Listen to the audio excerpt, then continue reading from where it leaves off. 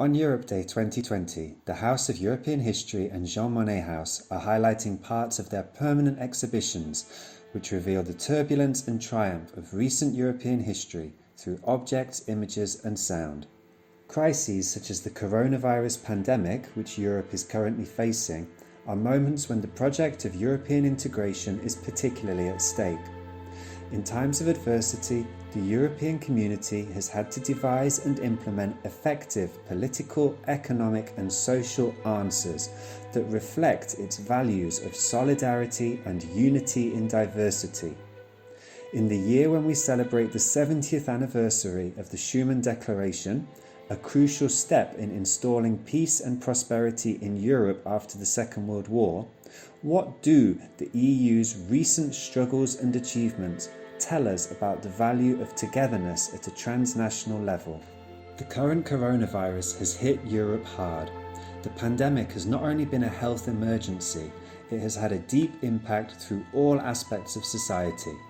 Citizens expect the EU and governments to act decisively to pave a way out of the crisis and build a more resilient Europe.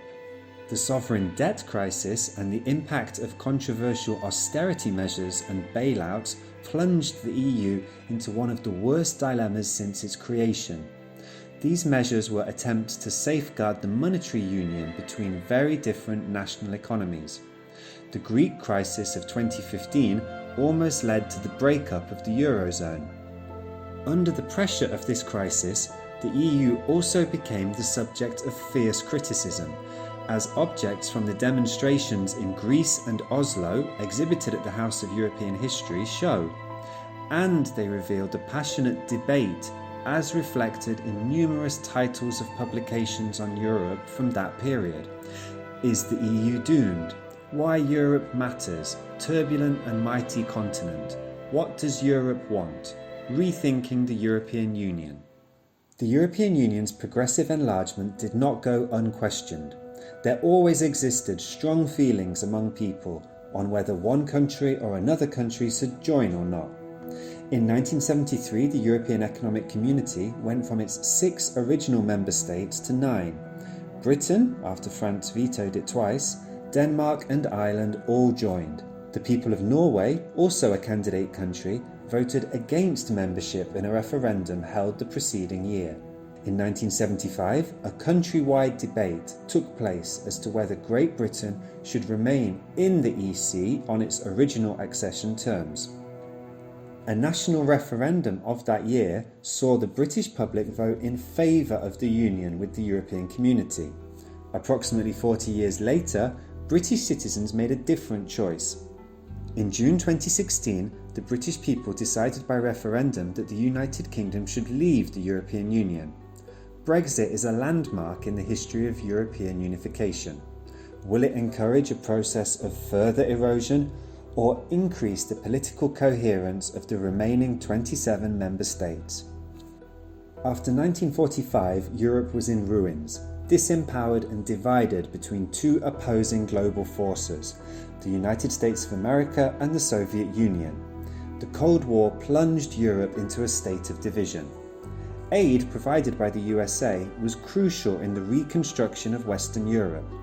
The main element was the Marshall Plan, which ran from 1948 to 1952 and came with the precondition that European citizens organised themselves to coordinate the effort. The structures needed for this coordination were an important trigger for European integration. The poster and the map show, however, Europe's difficult position in the polarised world of the Cold War. In 1975, 35 countries, including the United States and the Soviet Union, met in Helsinki, Finland, for the Conference on Security and Cooperation in Europe.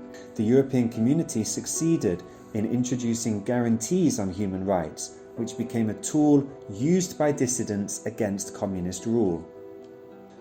In the wake of the destruction of Nazism and the end of World War II, some Western European countries began the path of cooperation at a supranational level in order to tame nationalism and dismantle the risk of war. How could long-term peace and reconciliation, especially between the hereditary enemies France and Germany, be achieved?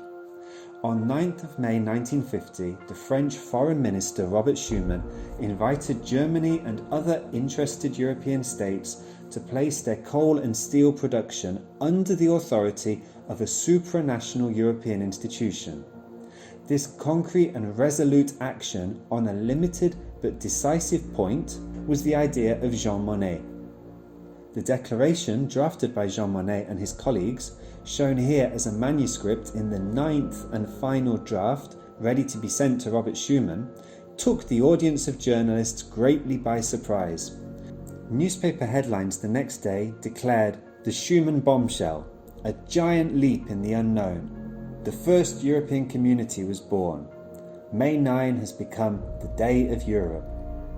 The ability of European nations to cooperate and overcome their recent rivalries, as symbolized by this ingot where the word Europe is a compromise of all languages of the founding member states, would be acknowledged and celebrated decades later with the award of the Nobel Peace Prize to the European Union in 2012.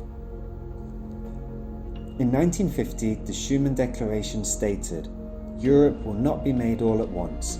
It will be built through concrete achievements which first create a genuine solidarity."